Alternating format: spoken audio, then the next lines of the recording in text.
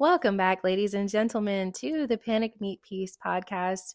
This is your host, Ashanti. If you are new here, first of all, let me just say Happy New Year.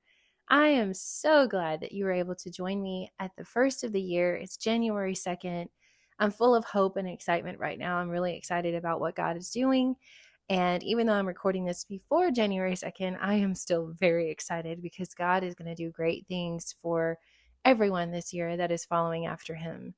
And so I just want to welcome you to the podcast. This is the Panic Meet Peace podcast, where we discuss how to use faith to overcome anxiety. And we have guest experts, we have pastors, lots of people come on the podcast and they talk about different things and explain the word of God, help build your faith so that you can conquer anxiety as well. And today's episode is really just a bit of a backstory on how I even got started in this podcast, my anxiety story, why God led me to it, and I hope that you stick around to hear more. And now, let's dive in. Are you tired of struggling with anxiety? Do you find yourself constantly worrying, stressing, and overthinking everything in your life?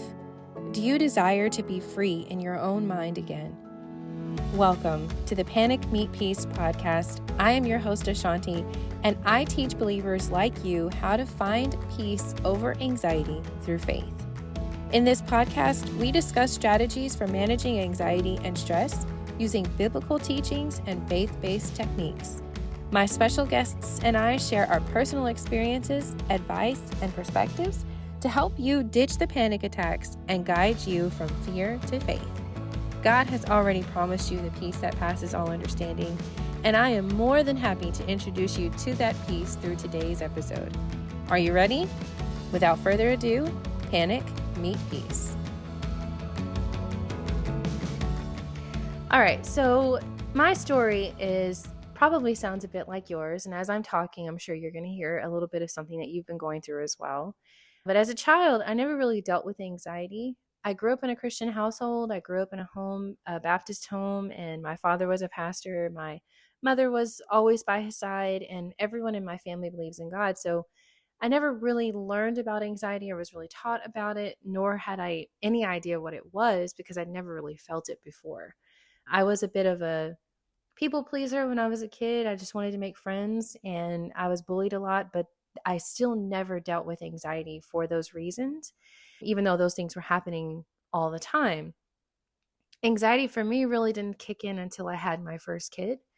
After I gave birth to her, I was hit with a huge amount of postpartum anxiety where I was worried about every single thing. I was worried about whether she would live. I mean, come on, my whole existence now was predicated on making this one little human survive, keeping this person alive and doing something I'd never done before, which was raise a child. And so I started then, and it was very mild, but it was still pretty severe for someone who'd never dealt with anxiety before. And because I didn't know how to properly diagnose it, I'd never experienced it before, I didn't actually do anything about it. And unfortunately, it got way worse because right after my daughter was born, 3 months later, COVID hit and the shutdown happened. And then there was death everywhere. So I'm trying to protect my daughter. I'm trying to protect me because she needs me. I'm trying to protect my husband because we need him. And anxiety was just building and growing and growing. And finally, it got to the point where I was having a panic attack every single day, multiple times a day. This is not a joke. And each panic attack would often lead me to the emergency room. And there were several times where I would go to the ER and I would be telling myself, I know I'm not having a heart attack, but that's how it would feel. And I know I'm not dying. I know that I don't have a disease right now. I need to chill out. Why am I struggling with this? But I would go to the ER anyway because I was so afraid. And when I would get there, the doctors would do all of the tests and they would do my EKGs and they do all my vitals and they would say, you are perfectly healthy. There is nothing wrong with you. And they would give me some kind of prescription for pain, or they would give me a prescription for, most of the time it was just pain. or they would prescribe me with a go follow up with your doctor, or they'd say go visit a cardiologist if you still have concerns. But nothing ever really happened. So I was just spending all of this money at the ER because I was so afraid of everything. It felt like I was too afraid to watch TV, you guys. Like I couldn't watch anything new. I could only watch what I had already seen and I knew how the ending was going to be. I could not watch anything new that I didn't know how the end was going to be because anxiety would take over and I would have a panic attack while watching it. I was gripped, and this was all happening silently. I was silently struggling with this because I didn't know what was going on and I had no idea how to deal with it. And so finally, my last trip to the ER, I left work in a panic because my back was hurting, my arms were hurting. I just knew I was having a heart attack. So I ran to the ER once again. When I got in there, I told them what I was experiencing. They immediately rushed me back and they started putting on the EKG. And while I was sitting in there, I thought to myself, you know, there's nothing wrong with you. You know, there's nothing wrong. And so they're doing all the tests. And of course, it's emergency. So they're working really hard, they're working really fast. And then the girl that's doing my EKG is looking and she's kind of turning her head sideways and she's got her eyes, her eyebrow raised and she's looking at the testing and all of the results. And I said, is everything okay? And she was like, yeah, everything is perfect. She said, this is the most beautiful EKG I've seen in a while. And at that moment, I knew. I said, okay, what I'm dealing with is not my health, it's something else. And so I laid back on the bed because she said, I still want the doctor to come take a look at you, just make sure that everything else is fine. But from what I see, everything is great. They gave me some aspirin, the pain subsided.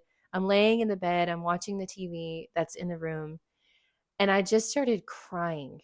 I mean, tears just started rolling down my face. And I told God, I said, look, I don't ever want to come to another emergency room again, but I need your help because I don't know what's going on.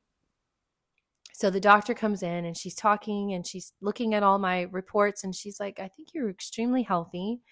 She said, but have you ever maybe considered anxiety? And I thought, well, I read a little bit about it, but I wasn't sure. And she said, well, I would do a little bit more research into it. And I'm not a doctor that can prescribe that or diagnose that. She said, but I would look into it. And then she said, follow up with a cardiologist if you still have concerns. But as far as we know, you're perfectly healthy. And so I told the doctor, thank you. I go out and I head to my car and I start crying again.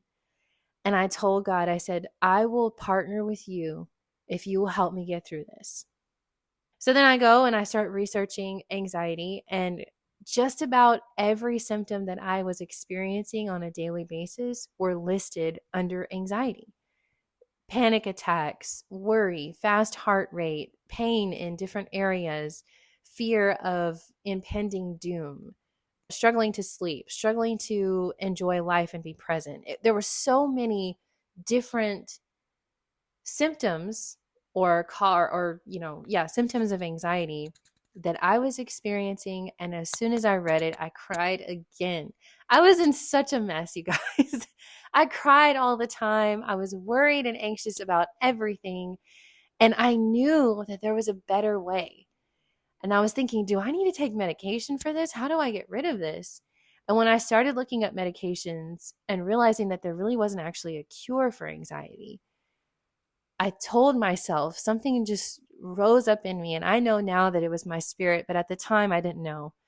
But something rose up in me and said, this is not how I'm meant to live.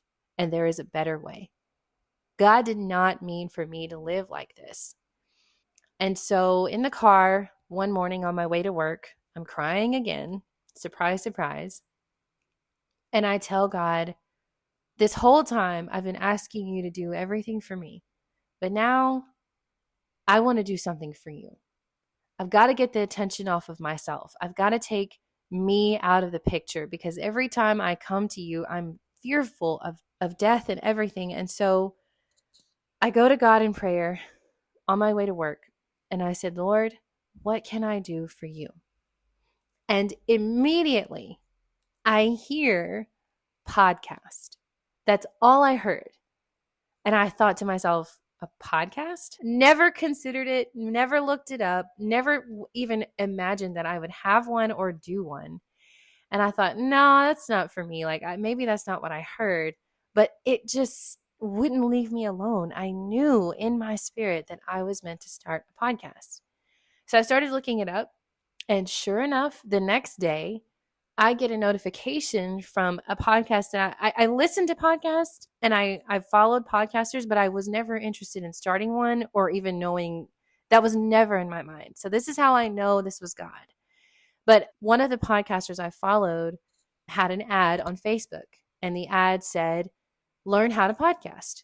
I will teach you how to do it." And she called it Your Turn to Podcast. And I thought, how divine that that is the name of this class that she's teaching. And so I immediately clicked on it. I looked into it, and it was a bit more pricey than I could afford. But I thought, you know what?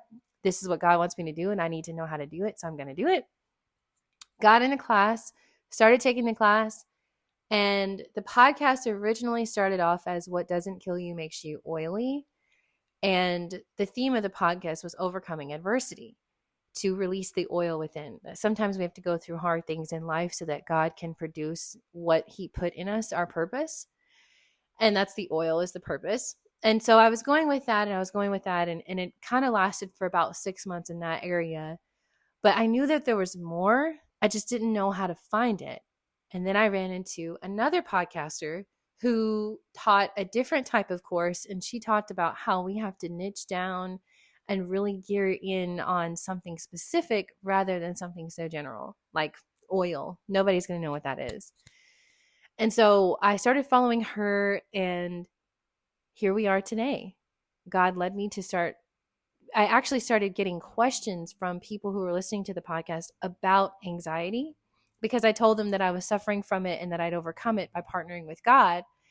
And so they started reaching out and they were asking, hey, can you do more episodes on anxiety? Can you tell us how you did this? Can you talk about this and what your journey was like? And that's when I knew that God was leading me to help other women and men to overcome anxiety in their lives by partnering with him. And he is the key to it all. He is the reason why this podcast started. He is the reason why I am no longer anxious and why I have peace every single day of my life. He is the reason for all of the things that have led me to this point. It is absolutely 100% God. And so this podcast, as we talked about in the beginning, is designed to help you overcome the anxiety that you feel in your life. I have a year's worth of podcasts. They're all beautiful. They're all good. They're getting better too. They're all good. They're all beautiful. And they're very helpful in building faith. It's just this last 6 months or so have been more geared toward anxiety. And that is because this is where God has me. This is the season that we're in. There are millions of people suffering silently from this emotion and from this thing. And I know that God wants to deliver every single person who's hearing this episode and who's suffering from it and may not have ever heard of me at all or this podcast. So if you're here listening to me now, thank you so much for joining me today. And I pray that you will continue to tune in every single week, especially this month. There are so many good things coming. And God is just really speaking to me and speaking to the people who are working with me. And so I just want you to know that whatever you're going through, God has the answer for it. And if you're like me and you're starting this year off and you're like, man, what do I do with my life? I've tried everything and nothing is working. Then I implore you to just seek God and ask him what you can do for him. What can you do for his kingdom? And really be genuine, really be sincere in it, because he already has a plan. Sometimes all it takes is us to get in line with the plan before it actually prospers in our life. One of my favorite scriptures of all time is Jeremiah chapter 29, verse 11. It says, God is speaking to Jeremiah, the prophet, and he says, "For I know the plans that I have for you, declares the Lord. They are plans to prosper you and not to harm you, but to give you hope and an expected end." That's God's plan for us. And when we open up and surrender to Him and allow Him to have His plan in our lives, then we open up ourselves to so many blessings that we were praying for and begging for, that God had waiting all along, just until we decided to say yes to Him. So this year, it is the second day of 2025. This year, I pray that you will open up your heart and surrender to God. Ask Him what you can do for Him this time. And let's just see how things turn out. Thank you guys so much for tuning in today. If you want more details or you want to know more about my story, tune into the podcast. Go listen to any of the episodes before. I share a lot of it through each episode. And if you have questions specifically, feel free to sign up for my emails in the show notes and then send me an email. It's ashanti@panicmeetpeace.com. And it's available for you to email at any time. It's not handled by a robot or a side service. I do it all. And I will respond and let you know whatever questions that you have. Thank you so much for tuning in today again. I love you guys. Happy New Year.